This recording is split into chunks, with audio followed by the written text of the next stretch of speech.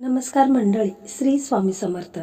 तर मंडळी, आज मी या व्हिडिओमध्ये लग्नासंदर्भात खूप असा प्रभावी आणि चमत्कारी उपाय तुम्हाला सांगणार आहे। यामुळे तुमच्या मुलाचं किंवा मुलीचं लग्न हे लवकरात लवकर ठरून जाईल। तर असा कोणता उपाय आहे आणि तो आपल्याला कधी करायचा आहे, तर ही संपूर्ण माहिती आपण आजच्या या व्हिडिओमध्ये जाणून घेणार आहोत।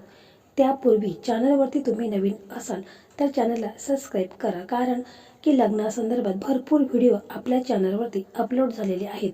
आपल्या चॅनलच्या प्लेलिस्टमध्ये जायचं आहे आणि लग्नासंदर्भात भरपूर व्हिडिओ आहेत, तर ते तुम्ही पाहू शकता। बऱ्याच जणांचं लग्न देखील ठरलेलं आहे, कारण त्यांनी मला कमेंट देखील केलेली आहे। तर खूप व्हिडिओ आहेत, तुम्हाला जे हवे ते व्हिडिओ तुम्ही पाहू शकता, कारण ज्योतिषाने सांगितलेले हे महा उपाय आहेत आणि यामध्ये बऱ्याच मुलांचं लग्न देखील ठरलेलं आहे। तर आपण पाहत असतो की बऱ्याच मुलींचं लग्न हे ठरत नाही। लग्नाला भरपूर अशा समस्या अडचणी या नेहमीच निर्माण होत असतात।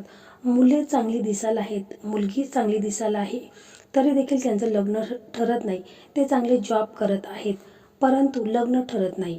तर लग्नामध्ये बहुतेकदा जे आपल्या कुंडलीमध्ये जे काही ग्रह असतात, तर त्यांच्यामुळे आपलं लग्न हे लवकर ठरत नाही। तर आपल्या मुलांच्या कुंडलीमध्ये म्हणजे जन्म कुंडलीत सप्तम भाव हा पापग्रहामध्ये जात असतो, किंवा 6वा 8वा भाव किंवा राहू केतूच्या प्रभावाखाली असतो। त्यामुळे मुलांचे लग्न हे होत नाही, म्हणजे लग्नात समस्या निर्माण होतात। एखाद्याच्याकडे स्थळ येत असतात, एखाद्याचा साखरपुडा देखील झालेला असतो, परंतु तो साखरपुडा देखील मोडत असतो। पाहुणे येत असतात, परंतु कोणीही लग्न हे ठरवत नाही। लग्नात काही ना काही समस्या निर्माण होत असतात। यामुळे मुलाची आई वडील यांना खूप टेन्शन येत असतं। भरपूर ते उपाय करतात, परंतु मुलांचं लग्न हे होत नाही। मुलांचं वय उलटून गेलेलं आहे, तरी देखील लग्न होत नाही। तर मंडळी, घाबरू नका, हा उपाय खूप असा चमत्कारी आहे। तर हा उपाय केल्याने मुलांचं लग्न हे लवकरात लवकर ठरेल, आणि जे काही मुलांच्या कुंडलीमध्ये ग्रह आहे, म्हणजे ग्रहांचा काही दोष असेल, तर ते ग्रह देखील शांत होतील आणि मुलांचं लग्न हे लवकरात लवकर ठरेल। फक्त कोणताही उपाय करत असताना विश्वासाने श्रद्धापूर्वक करा, तर त्याचा उपाय तुम्हाला 100% मिळेल। आता मी तुम्हाला जो उपाय सांगणार आहे तो तुम्ही व्यवस्थित आणि शांतपणे ऐका, आणि मी ज्याप्रमाणे सांगेल तसं तुम्हाला हा उपाय करायचा आहे। त्यामुळे व्हिडिओ हा शेवटपर्यंत पहा, मध्ये स्किप करू नका। शेवटपर्यंत व्हिडिओ पहा आणि अशा प्रकारे तुम्ही उपाय करा। मंडळी, हा उपाय आपल्याला शनिवारी किंवा मंगळवारी करायचे, म्हणजे कोणत्याही तुम्ही शनिवारी किंवा मंगळवारी हा उपाय करू शकता।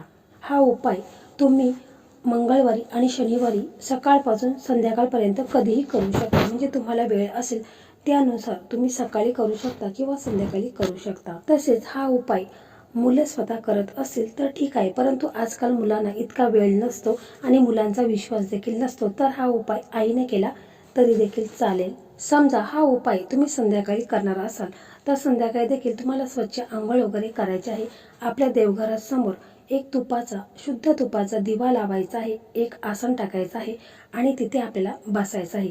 आणि यासाठी आपल्याला साहित्य काय काय लागणार आहे ते देखील थोडक्यात पाहूया। तर आपल्याला एक लिंबू लागणार आहे, तर तो लिंबू तुम्हाला चांगला ताजा आणायचा आहे। असा सुकलेला वगैरे लिंबू आणायचा नाही, हिरवा किंवा पिवळा लिंबू तुम्हाला आणायचा आहे। त्याचबरोबर आपल्याला 4 काळे मिरीचे दाणे लागणार आहेत आणि एक आपल्याला लोखंडी खिळा लागणार आहे। तर हा उपाय मुलं स्वतः करत असतील तर ठीक आहे, किंवा मुलाची आई वडील काकू कोणीही करत असेल तर त्यांनी आपल्या देवघरासमोर बसायचं आहे, तुपाचा दिवा लावायचा आहे, बसायला आसन घ्यायचं आहे। जर खाली बसायला जमत नसेल तर खुर्ची घेऊन बसायचं आहे, आणि मग आपले देवघरामध्ये जे इष्टदेव आहेत त्यांना प्रणाम करायचा आहे। त्याचप्रमाणे प्रथम पूजनीय गणपती बाप्पा आहेत त्यांना देखील प्रार्थना करायची आहेत, आपले श्री स्वामी समर्थ महाराज आहेत त्यांना प्रार्थना करायची आहेत, आणि हनुमानजींना देखील आपल्याला प्रार्थना करायची आहे की माझ्या लग्नात जे काही विघ्न येत आहे, लग्न लवकर ठरत नाही, लग्नात ज्या काही समस्या आहेत तर त्या दूर होऊन माझं लग्न हे लवकरात लवकर होऊ द्या, असं तुम्ही मला आशीर्वाद द्या, असं स्वतः मुलंही म्हणायचं आहे। आणि जर मुलाचे आई वडील करत असेल तर त्यांनी आपल्या मुलांसाठी अशाच प्रकारे प्रार्थना करायची आहे।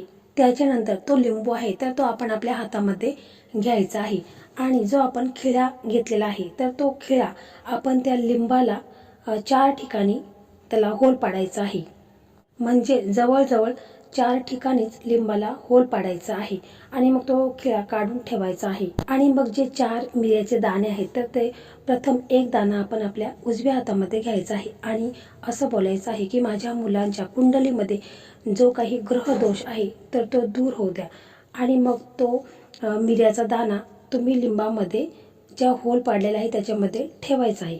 परत आपण दुसरा मिऱ्याचा दाणा घ्यायचा आहे आणि मग बोलायचं आहे की माझ्या मुलांच्या कुंडलीमध्ये जो काही राहू केतूचा जो काही दोष आहे तो दूर होऊ द्या।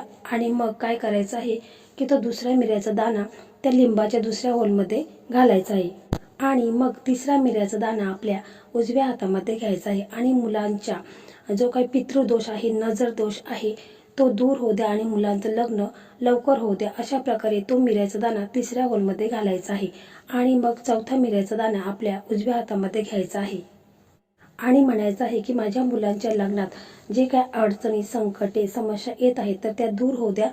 आणि मग तो चौथा मिऱ्याचा दाणा त्या लिंबामध्ये घालायचा आहे। तर हे सर्व झाल्यानंतर आपल्याला लिंबू आपल्या उजव्या हातामध्ये घ्यायचा आहे। जर मुलाचे आई वडील हा उपाय करत असेल तर त्यांनी हा मंत्र आहे तो बोलायचा आहे।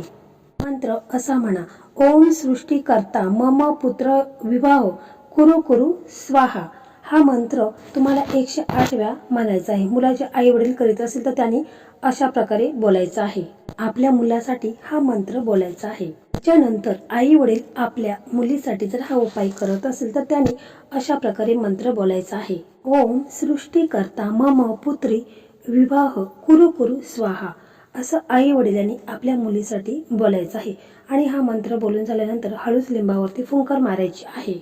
त्याचप्रमाणे बघा, मुलं म्हणजे मुलगा किंवा मुलगी स्वतःसाठी हा उपाय करत असेल तर त्यांनी अशा प्रकारे मंत्र बोलायचा आहे। ओम सृष्टीकर्ता मम विवाह कुरु कुरु स्वाहा असं मुलांनी स्वतःसाठी बोलायचं आहे आणि मग त्या लिंबावरती फुंकर मारायची आहे। त्याच्यानंतर हा जो लिंबू आहे तर तुमचा मुलगा किंवा मुलगी जर घरी असेल तर तुम्हाला त्यांच्यावरून 7 वेळा हा लिंबू डोक्यापासून पायापर्यंत घड्याळाच्या उलट्या दिशेने उतरून घ्यायचा आहे। जेव्हा तुम्ही मुलांच्यावरून हा लिंबू उतरून घ्याल त्यावेळेस तुमच्या मनामध्ये मुलांच्या बाबतीत जे काही अडचणी आहेत, समस्या, जे काही पितृदोष आहे, राहू दोष आहे, केतूचा दोष आहे तर ते तुम्हाला मनात बोलायचं आहे की हे सर्व दोष नष्ट होऊ दे आणि माझं मुलांचं लग्न हे लवकरात लवकर ठरू दे। अशा प्रकारे लिंबू उतरता वेळेस तुम्हाला असं म्हणायचं आहे। समजा मुलं तुमची घरी नसतील तर मग तुम्हाला मुलांचा फोटो असेल तर त्या फोटोवरून देखील तुम्ही अशाच प्रकारे तो लिंबू 7 वेळा उतरवायचा आहे। किंवा मुलं स्वतः उपाय करत असेल तर त्यांनी त्यांच्यावरून 7 वेळा हा लिंबू उतरून घ्यायचा आहे। आणि त्याच्यानंतर बघा, हा जो लिंबू आहे तर तो तुम्ही वाहत्या पाण्यामध्ये प्रवाहित करायचा आहे किंवा तलावामध्ये, नदीमध्ये कुठेही तुम्ही हा लिंबू सोडून द्यायचा आहे।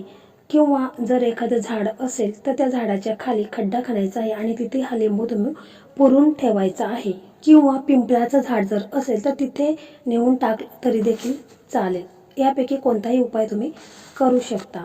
तर बघा, हा उपाय तुम्ही 3 मंगळवार करायचा आहे किंवा 3 शनिवार तुम्हाला लगातार हा उपाय करायचा आहे।